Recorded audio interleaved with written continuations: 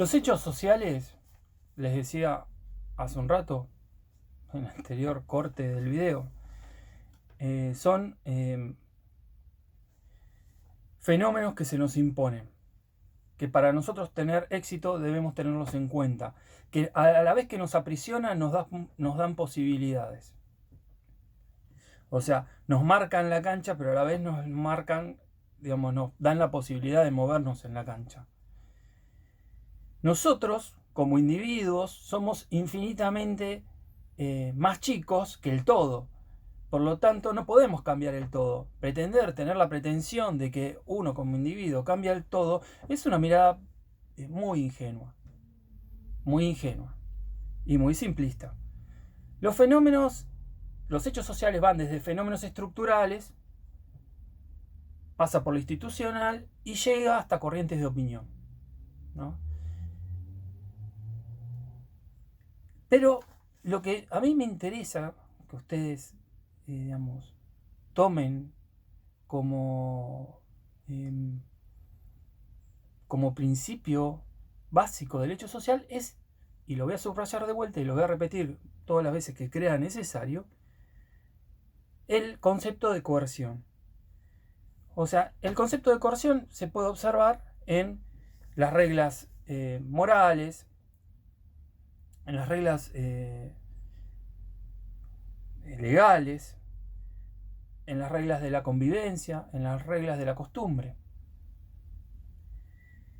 Todos necesitamos, para tener cierto éxito, seguir ciertas reglas. O sea, uno no puede seguir reglas propias, escritas por uno mismo. O sea, es súper ingenuo pensar eso. Súper, O sea, está bien para un rockero y sí, ¿qué va a decir? ¿No? Un artista, ¿qué va a decir? Pero en realidad todos seguimos reglas. E incluso alguien que se tire desde, digamos, un noveno piso. No sé cuándo Charlie García se tiró de no sé qué altura, pero bueno, así. Cosa que cualquier ser humano que hubiera repetido eso, cualquier ser humano del común como nosotros, le hubiera ido muy mal.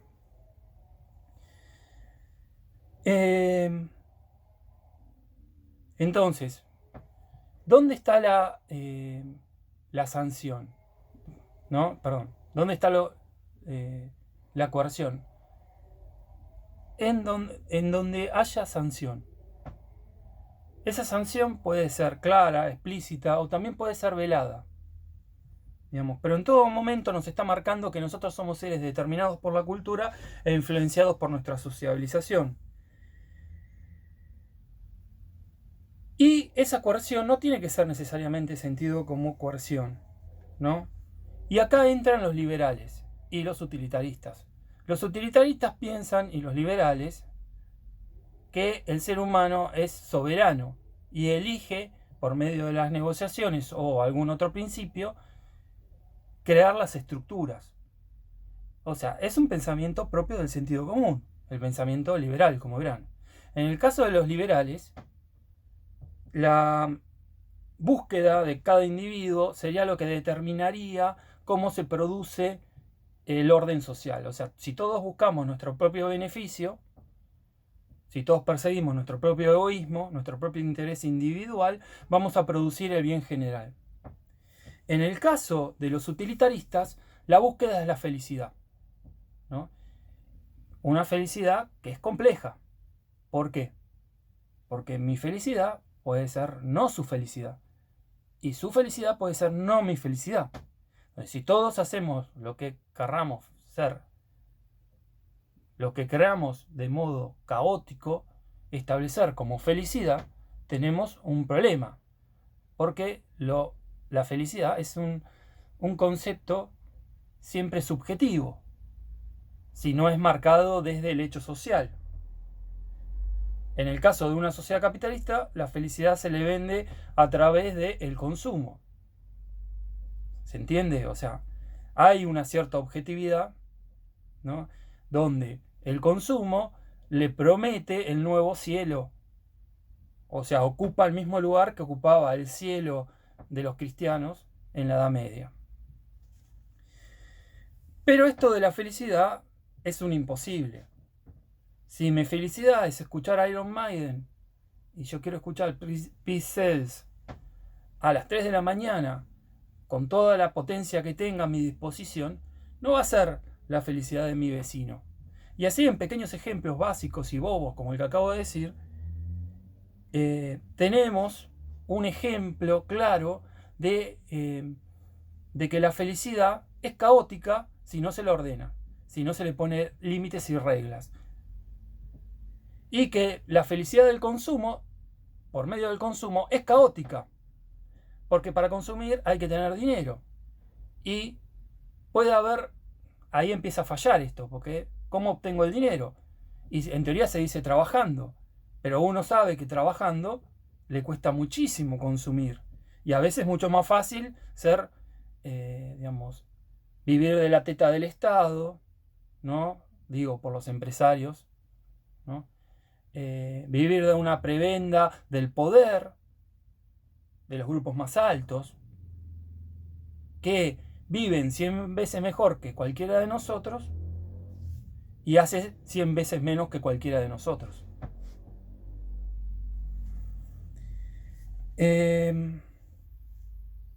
¿Dónde se manifiestan los hechos sociales? Por supuesto que en nuestra conducta se manifiestan, pero ninguna de nuestras conductas es el hecho social, como vamos a ver más adelante. Esas formas que nosotros pensamos tan propias, ¿no?, tan ligadas a nuestra subjetividad, no son tan propias ni tan ligadas a nuestra subjetividad y mucho menos las hemos elegido. Por ejemplo, podemos utilizar el concepto de madre.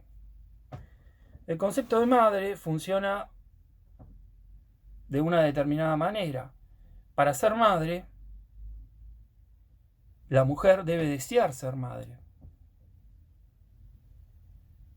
Digo, nota para aquellos que piensan que a una mujer se la puede obligar a ser madre, ¿no? Y que, niegan que el deseo es una condición fundamental para la maternidad. Lo más probable que, viendo estadísticamente, digo probablemente, o sea, no tengo las estadísticas acá, pero probablemente la gran mayoría de las mujeres tengan hijos.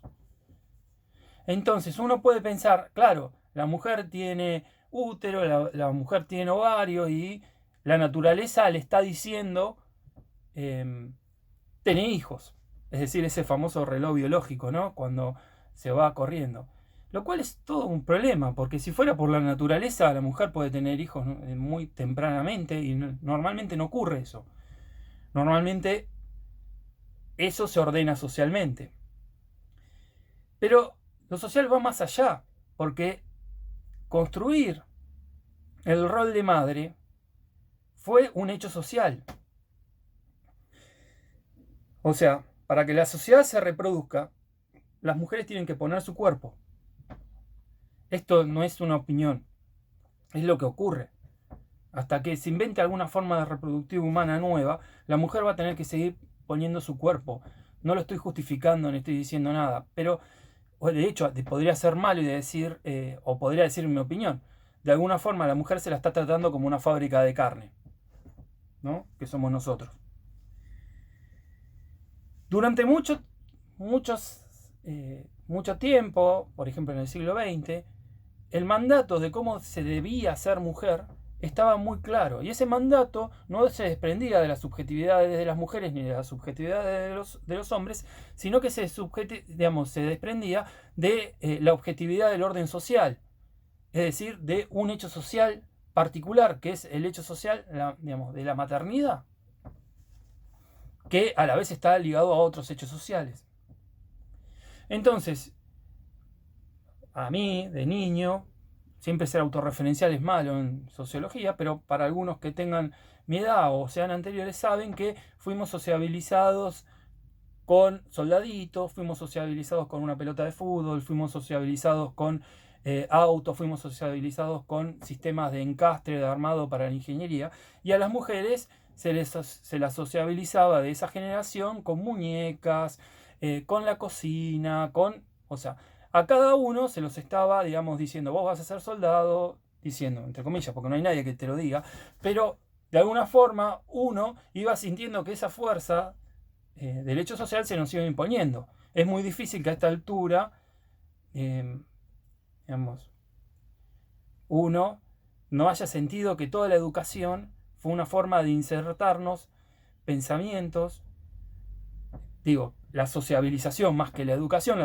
sería un segundo momento, pero de la sociabilización, pero nuestra sociabilización es insertarnos formas de sentir, pensar y actuar que nosotros no cargamos naturalmente, porque no tenemos nada naturalmente que nos determine. Ni nos determina el ADN, por lo tanto no somos una reducción a lo biológico, ni nos determina un alma, porque no tenemos alma. Nadie la vio, nadie nada. O sea, si ustedes quieren creer en el alma, crean. No hay nada malo, pero científicamente no hay espacio para eso. O sea, ¿se entiende? Entonces, si una mujer, pongámosle en la década del 50, decidía no ser madre, dedicarse a una carrera profesional, la mujer iba a ser considerada una egoísta. Iba a haber una sanción. Se le iba si no lograba un marido, ¿no? Se le iba a considerar una solterona. ¿Quién no tuvo en la familia una solterona? Y todo lo que significaba de desprecio a esa persona que probablemente no haya elegido ser solterona y que la pongan en ese lugar tan horrendo. ¿Me siguen? Había una sanción. ¿Cómo en la década del 50, si llegabas a los 30 años sin casarte, por parte de las mujeres, habías fracasado y dedicate, lo que se decía, vestir santo, es otra cosa, ¿no? O sea, pensar, repensar, y pensar que es un problema tuyo, que vos no te casaste porque algún defecto tenés, no sos lo suficientemente bonita, no sos lo suficientemente femenina, no sos lo suficientemente válida para que ningún varón te elija, ¿no? Es tremendo, es casi como una especie de ¿vieron exposiciones de competición de perros? O sea, a ver este perro de raza, ¿a dónde está el defecto? Porque a ver quién gana el premio. O sea, era tremendo. Y es una presión que sigue existiendo hoy en día, aunque con más fisuras, más relajada, ¿no? Pero, ¿dónde está la presión hoy en día? En que si una mujer quiere decidir ser soberana sobre su cuerpo, va y es agarrada, es decir, ejerce el aborto, ¿no? Va a, digamos, a ser sancionada legalmente, puede terminar presa. Yo no soy abogado, no voy a hablar de eso, pero todos sabemos que despenalizar el aborto es porque hay una pena. ¿Se entiende? O sea, a eso es lo que me refiero. Pero además, también hay un sentido de derecho social, por lo menos por una parte de la sociedad, que se niega a la educación sexual, se niega a ámbitos, ¿no? Donde la mayor perjudicada es la mujer. Porque sabemos que para disfrutar del sexo como una persona adulta, necesitamos conocer, ser educados en ciertas cosas, o sea, cómo evitar las enfermedades, cómo evitar los embarazos no deseados, o sea, todo eso implica que si uno no fue, digamos, no carga con los programas necesarios en términos de computación, uno no puede ser soberano en el momento de elegir en qué momento uno quiere ser padre en mi caso, o madre en el caso de las mujeres. ¿Se entiende? Tanto es así esta presión que si ustedes ven una pareja que no tenía hijos, normalmente la que asumía, por ejemplo, en la antigüedad, un rey que se casaba con una mujer de la nobleza. Esa mujer de la nobleza, lo importante de esa mujer de la nobleza es que le diera hijos. Si no le daba hijos, era algo de la mujer, porque no se entendía que podía también ser algo del hombre. ¿Y qué pasa si uno no puede tener hijos biológicamente? De hecho, la construcción de ser padre, la construcción de ser madre, no pasa por lo biológico. No es Darth Vader diciéndole, Luke, yo soy tu padre. Dale, flaco, ¿dónde estuviste todo este tiempo que tenía que ir al colegio, hacer la tarea, ponerme límites? O sea, ¿dónde estabas? ¿Estabas matando Jedi? ¿Qué estabas haciendo? No es así, es esa imagen de, tremendo, y a mí qué me importa, que, digamos, ¿qué ocurrió eso? O sea, el verdadero padre de Luke era el tío, porque él lo educó, bien o mal como le salió, pero lo educó y lo terminaron matando por ser el tío de Luke. Entonces, las tendencias, los sentimientos, incluso lo que nosotros pensaríamos que es instintivo, no lo es. No hay un instinto maternal. Ni siquiera instintivamente caminamos erguidos. Es un proceso de aprendizaje. Y esto está probado. Si dejaran un ser humano libre del contacto humano, del contacto con el resto de la sociedad, de ese cuerpo saldría cualquier cosa menos un ser humano. Lo que nos transforma en ser humanos es nuestro proceso de sociabilización. Y esto es muy importante, es muy valioso lo que nos está diciendo Durkheim, porque tiene un otro supuesto, que es, si todas nuestras formas de pensar, sentir y de actuar van en relación al hecho social, y el hecho social es histórico, es transitorio, podríamos haber pensado, sentido y actuado de maneras muy, muy, muy diferentes. De maneras radicalmente diferentes. O sea, no hay nada en el ámbito de la biología o en el ámbito de la psicologismo, que explique el orden social. No de la psicología científica. Eso es otro espacio. Pero Durkheim está trabajando con los anteriores a Freud. O sea, dejando de lado ese tipo de psicología, que también la va a dejar de lado Weber. Y acá vamos a la primera y fundamental regla del método, que después va a tener 3 reglas más. Y esa regla fundamental es, digamos, la que ordena lógicamente los pasos que vamos a seguir. Esto es matemática, digamos, si 1 más 1 es 2, ¿no? Va a haber una lógica que 2 más 2 es 4 y así. O sea, no hay, digamos, ningún artilugio arbitrario en esto, sino que nosotros dijimos que Durkheim está trabajando dentro de un ámbito que es el positivismo. Él necesita, como sujeto científico, construir un objeto. Y esa primera y fundamental regla va a ese nivel. ¿Cuál es? Considerar el hecho social como una cosa.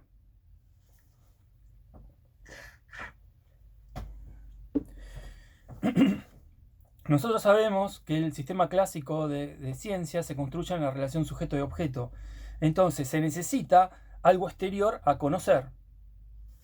El conocimiento científico no es algo interior, no es algo introspectivo, sino ni algo metafísico, sino que es algo que se pone en relación a un objeto exterior. ¿Qué es un objeto? El termo, por ejemplo, es un objeto. Las cosas que nos rodean, lo que es exterior al aparato conceptual de quien está observando, ¿no? Y cada objeto podemos derivar ciertas características que son exteriores y nos permiten identificar y ordenarlas. Ahora, esto no significa que los hechos sociales sean una cosa, ¿no? Hay que considerar el hecho social una cosa. Es decir, si ustedes me permiten, hay que ponerlo entre comillas. Está claro que no es un termo la sociedad, no es lo mismo la sociedad y un termo. Pero para lograr frutos científicos sí hay que considerarla como una cosa. Y acá esto es una respuesta a gente que no entendía mucho en la época lo que estaba diciendo Durkheim, que le decían, no, seguramente filósofos, ¿no? Le dirían, vos estás rebajando las formas más altas del ser a las formas más básicas del ser, a las formas materiales, o sea, lo ideal a lo material. Y Durkheim va a decir, porque tenía claramente entrenamiento filosófico, va a decir, no, miren, yo estoy pidiendo para los hechos sociales la misma consideración que se le da a los planetas, a los átomos, a la fuerza de la gravedad, a las enfermedades, a cualquier cosa que sea de otro ámbito. O sea, el ámbito biológico, digo, las enfermedades. Aunque esto de establecer fronteras estancas es por lo menos cuestionable, ¿no? Y esta separación sujeto y objeto es fundamental para lograr el objetivismo, que es otra de las formas en que se llama esta sociología, para su concepción objetivista. Si el hecho social es una realidad exterior, el hecho social puede ser compenetrable por la inteligencia. ¿Por cuál inteligencia? La que está orientada por el pensamiento científico, en este caso por la sociología, no por el sentido común. Es decir, todo lo que es exterior se puede comprender en base a la observación y a la experimentación. Y eso supone, vamos a ver, un proceso de inducción y de deducción. Ahora, existe, una vez que se entendió esta primera y fundamental regla, tres reglas más, que son consecuencias lógicas de lo que acaba de decir. O sea, es decir, a ver, si hubieran sido lógicos, si son coherentes con lo que dijo Durkheim, digamos, Durkheim les dirá así, si ustedes son coherentes con lo que yo digo, esto no sería necesario aclararlo, pero siempre en la ciencia es bueno aclarar, es bueno, ¿cómo se llama? Cuando uno tiene la capacidad de ser tan claro como Durkheim, ¿no? Porque si uno aclara para hacer más lío, no está aclarando nada, está ensuciando todo, ¿no? Entonces, Durkheim se va a dedicar a decirnos, miren, yo hice esto en la investigación y esto me implicó ciertas otras cuestiones que él las sintetiza en otras tres reglas. La primera de estas tres reglas sería abandonar las prenociones, es decir, dejar de lado las prenociones que tenemos sobre el hecho social. ¿Qué pasa acá? A diferencia de las ciencias físicas, donde es bastante claro para el científico que uno no conoce el objeto, en lo social nosotros, entre comillas, conocemos el objeto, tenemos experiencia del objeto. Ya está nombrado el objeto. Por ejemplo, nombrado la sociedad. Entonces creemos saber qué es el objeto. Y tenemos un montón de ideas que de modo práctico nos orientan frente a ese objeto y que son los que nos permiten ser exitosos porque dotan a el sentido común de las armas necesarias para decodificar el mundo. Ahora, yo hace un rato les había dicho que el sentido común es el archirrival de la sociología. Entonces, que uno pueda ser exitoso no significa que uno pueda explicar las razones de ese éxito. A ver, digamos, porque yo sepa surfear, hacer surf, yo no me vuelvo un físico para explicar las corrientes marinas o lo que sea que se dediquen a explicar ese tipo de fuerzas. Y esto lo vamos a ver en un rato un poquito más este ejemplo. Pero cuando nosotros hablamos de moral, ya tenemos una idea. Cuando nosotros hablamos de religión, ya tenemos un montón de ideas. Todas las ideas no fueron elegidas por nosotros, ni fueron elaboradas por nosotros, ni fueron producto, porque la gran mayoría de nosotros ni siquiera hizo algo tan básico como elegir su religión. En todo caso, hasta la puede abandonar, pero la gran mayoría sigue el camino que nos trazan nuestros anteriores, ¿no? Y si la podemos abandonar es porque la religión está muriendo. Esto lo vamos a ver un poquito más adelante. Pero bueno, vean que dentro de esta sociología en ningún momento, si yo digo yo soy ateo, en ningún momento es un mérito exclusivamente mío O sea, es el mérito de digamos, ese mérito en todo caso se construye dentro de un espacio social que me permite ser ateo. Para empezar, porque si yo hubiera querido ser ateo en el siglo XVII, como yo creo que era Hobbes, pero es una impresión mía, porque nunca lo iba a decir, Hobbes no era ningún tonto y nunca se le hubiera ocurrido decir yo soy ateo. Porque ¿qué pasaba? Lo mataban. Sí, claro. O sea, nadie quiere morir por la causa. O sea, morir por morir. Morir porque hay gente que no es intolerante, que no puede soportar, digamos, que existe otra forma. O sea, que son simples adaptaciones al hecho social, religión y esa intolerancia, ¿no? Pone en riesgo algo tan básico en el ser humano como la vida. Entonces, ¿qué significa esto? Que uno debe iniciar la investigación suponiendo que no sabe nada de la cosa, pero en realidad sí sabemos de la cosa, pero sabemos mal. Por lo tanto, hay que sacar todo eso que sabemos. Las prenociones van desde prejuicios hasta grandes formas metafísicas, ¿no? Entonces, una forma clara de prenoción, ¿no?, es el tema del aborto. Si yo soy católico, voy a tener una prenoción. La vida se inicia en el momento de la concepción. No hay ninguna prueba científica válida que explique eso. Los pseudocientíficos que hablan de eso son en realidad gente que quiere probar eso, entonces no están pensando en eso. Ellos quieren probar que su prenoción es esa. Entonces viene un médico, viene alguien de ese estilo, ¿no? Que un médico no es un científico, dicho sea de paso, como un ingeniero no es un científico, y como un profesor no es un científico. Para ser científico hay que ser ciencia, ¿no? Y dice, yo tengo esta idea. La voy a probar. Todo lo contrario a lo que les está diciendo Durkheim. O sea, no se parte desde las ideas para ir a lo material. Se parte de lo material para ir a las ideas en todo caso. Y eso se hace dentro de los estrechos y complicados caminos de la ciencia. No se trata de sentarse a mirarse al espejo o a pensar sobre el mundo, el ser y la nada, no sé. Esto no es filosofía, esto es, en este caso, sociología, es ciencia social y es algo en general común a todas las ciencias sociales. El límite es la realidad. O sea, está muy bueno pensar sobre la metafísica como interés, pero como espacio de la realidad científica no. Entonces, ¿qué pasa con este pseudocientífico que está probando que no sabe conocer en este caso, diciendo que yo sé que en el momento de la concepción se inicia la vida humana? Que vino Dios o el Espíritu Santo, le habló al Papa, el Papa le habló a todos, le bajó una doctrina, entonces todos tenemos que actuar de acuerdo a lo que piensa un señor que es un emperador en un país de Europa. ¿No? Un señor que puede ser emperador solamente si es viejo y si es hombre. Y si es blanco. Porque aún así hayan elegido un argentino, sabemos que Bergoglio es hijo de italianos.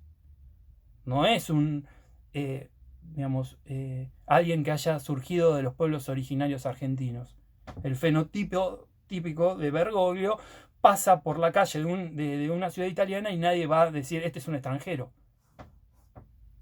Entonces, sí, es muy lindo decir, eligieron un papa del fin del mundo. Sí, pero un papa del fin del mundo que tiene todas las mismas características que tiene un italiano. Que, por otro lado, siempre, en general, los papas fueron casi todos italianos. Bueno, la multinacional más exitosa que tiene Italia es justamente la Iglesia Católica. Entonces, ¿qué pasa? Se ocupa el lugar de lo real. Lo real no es mi idea ni lo que me dijo el Espíritu Santo. Lo real es lo que se puede probar empíricamente. ¿Qué se puede probar empíricamente en el momento de la concepción? Miren, muchachos, y muchachas, probablemente, en el desarrollo del tiempo, eso, ¿no?, que aportó el hombre y aportó la mujer pueda convertirse en un ser humano. Probablemente, como vimos el ejemplo del árbol de las manzanas. Probablemente de manzanas, pero probablemente no se convierta en un ser humano porque puede tener un aborto espontáneo por un millón de cosas. O sea, no está determinado, por lo tanto no es un bebé. ¿Se entiende esto? mucho menos en ese momento. ¿Qué pasa con esta gente? Su imaginación no tiene límites, o sí, tiene un montón de límites. O sea, a ver, está bueno si uno tiene imaginación para escribir, hacer música. Esta gente, digamos, subordina su imaginación a sus prenociones. Pero en sí mismo lo imaginario no tiene límites. Podríamos imaginar millones de cosas. Podemos imaginar. Entonces la ciencia no se trata de imaginación, se trata de experimento, todo lo que en principio sabemos.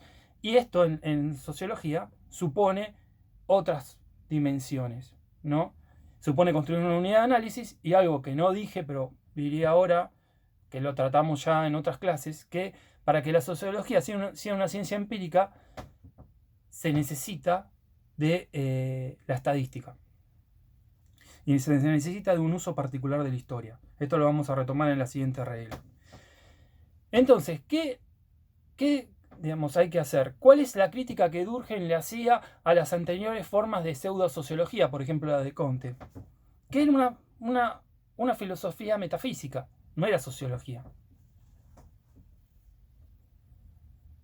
Y en la metafísica es el peor de los insultos, creo yo, que podía haber en aquella época. Es decirte ingenuo, es decirte torpe, es decirte no sos científico. Es decirte estás siguiendo el sentido común. Los filósofos tienden a dejarse arrastrar por el sentido común, siempre hablando de, salvo, digamos, porque acá habría que hacer una buena aclaración, ¿no? Que para ser sociólogo, politólogo o filósofo, uno tiene que demostrar ciertas estructuras de pensamiento, no pasar por la universidad, no otra cosa, o escribir libros.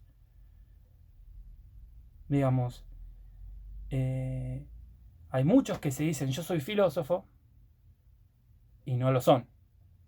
Ahora, bueno, yo porque tengo una remera de Megadeth no soy Dave Mustaine. O sea, no lo soy. Es solamente tener un poco de realismo con uno mismo.